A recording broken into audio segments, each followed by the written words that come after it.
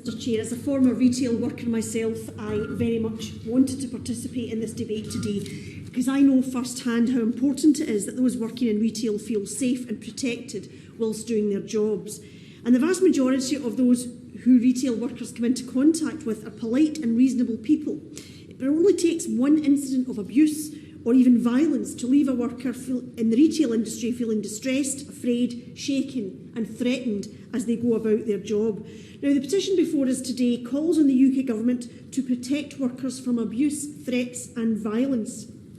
And of course, the Minister will be aware, in Scotland, the Scottish Parliament has already passed the Protection of Workers, Retail and Age-Restricted Goods and Services Scotland Bill, and that will come into force very soon, creating an offence of assaulting, threatening or abusing retail workers and to provide statutory aggravation, providing for a statutory aggravation of that offence where the retail worker is enforcing a statutory age restriction.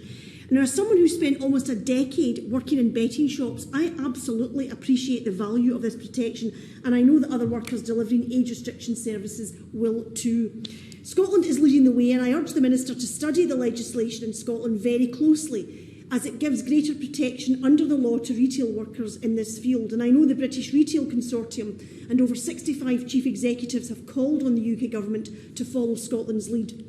In addition, the Scottish Government has launched a new awareness-raising campaign delivered by Crime Stoppers, Fearless and the Scottish Grocers Federation, highlighting the impact of abuse, threats and violence on retail staff. We know that the threats and abuse of retail workers have increased as a result of COVID safety measures.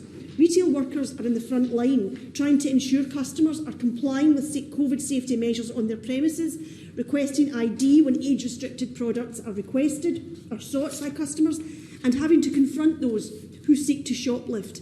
They have demanding jobs that too often don't get the credit or indeed the pay they should.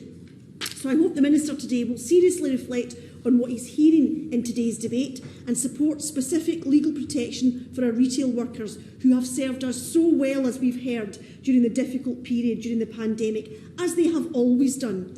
They deserve our support and they deserve our thanks, and it's time for this Government to catch up with the Scottish Government and do more to support our retail workers.